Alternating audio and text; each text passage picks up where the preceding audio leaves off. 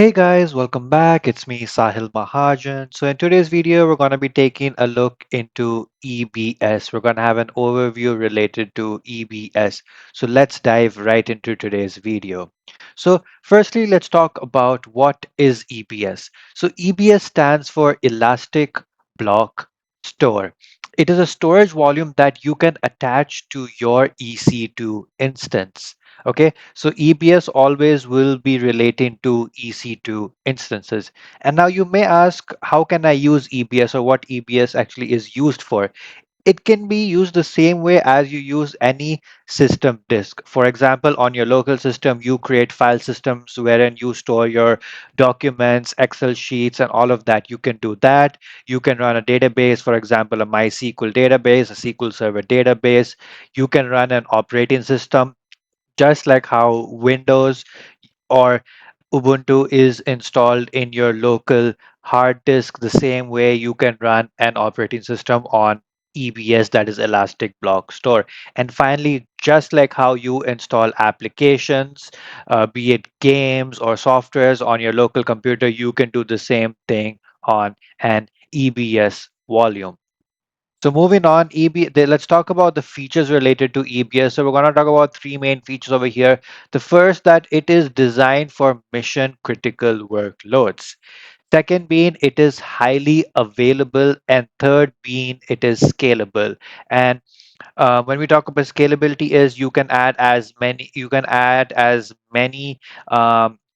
EBS volumes to your virtual machine, and also you can scale the size of these EBS volumes. So you can think of EBS volumes as an SSD or an HDD drive that you have for your local computer. Moving on, now let's dive into the different types of EBS volumes that are provided by AWS. So the first type is going to be general purpose SSD, where an SSD stands for solid state disk, and this is known as GP2. So this provides you 3 IOPS per gigabyte up to a maximum of 16,000 IOPS per volume. Now, you may ask, what is IOPS? IOPS stands for input output operations per second. So basically, if you're having a GP2 EBS volume attached to your EC2 instance, it can perform 3 input output operations per second per gigabyte.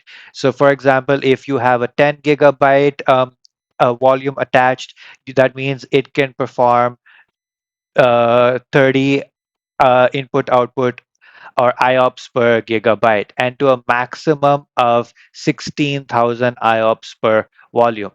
Now, this is basically good for boot volumes. And what do we mean by boot volumes? Wherein we want to install the operating system, for example, Windows.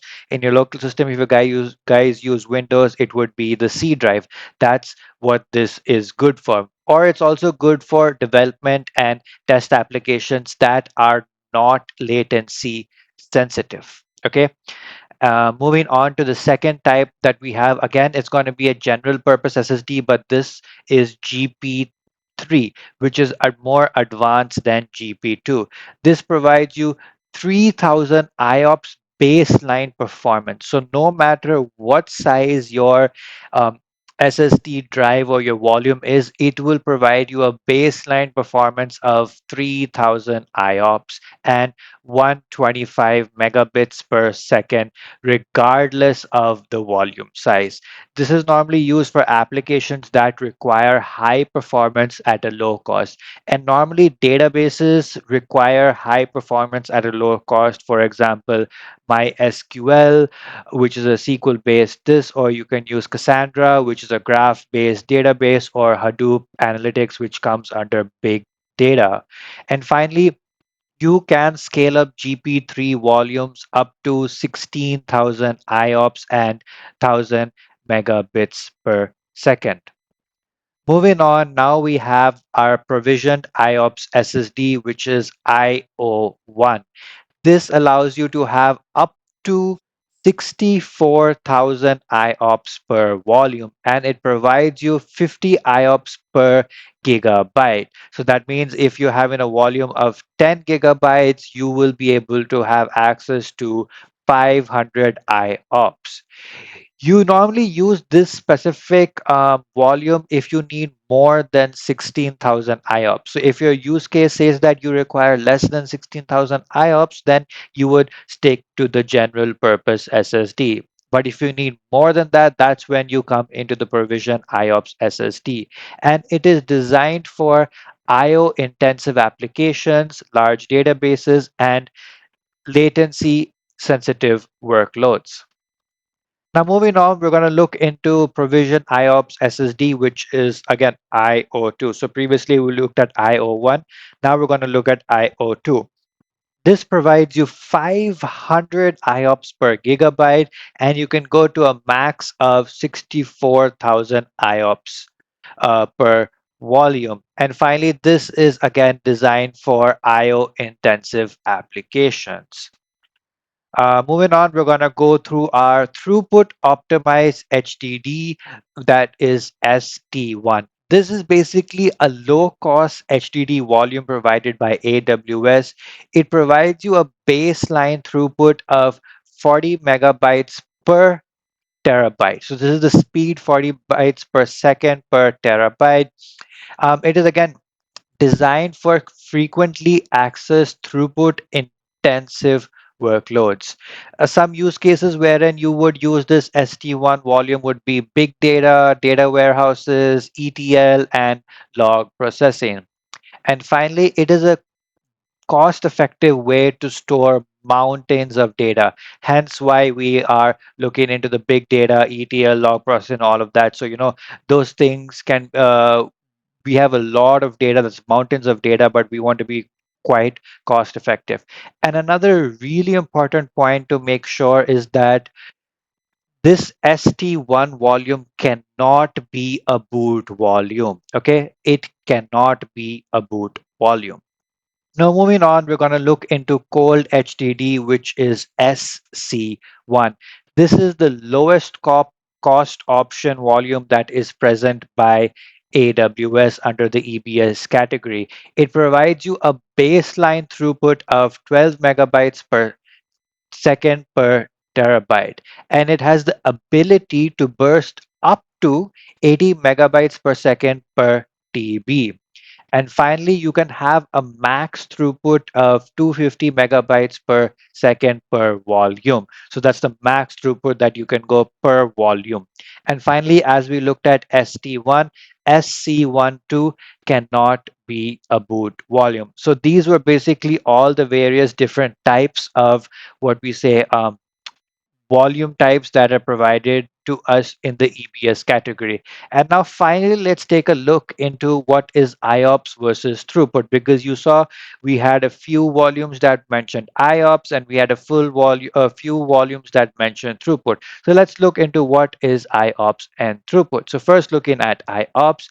IOPS basically it measures the number of read and write operations per second. As we say, input output operation per second. So it measures the number of read and write operations per second. And it is a very important metric for quick transactions and low latency applications and transactional workloads. This is where databases come into place, where we have MySQL databases, Cassandra databases. That's where we need quick or we have latency transactional workloads over there. And finally, the ability to action read and writes very quickly. Again, this relates to databases.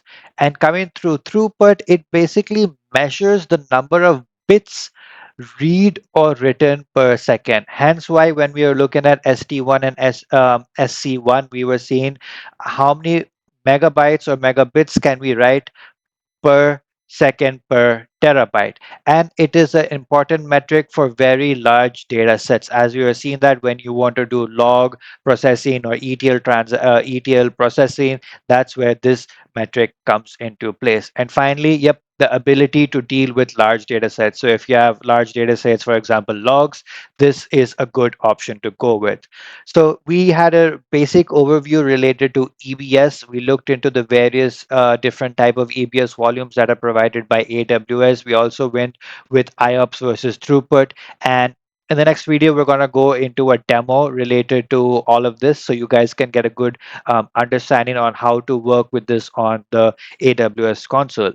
So I hope you guys did like this video. If you did, please make sure to leave a like, do subscribe, and do comment if there are any other topics out there that you guys would like me to cover. I hope you guys have a great day ahead. See ya. Take care. Bye bye.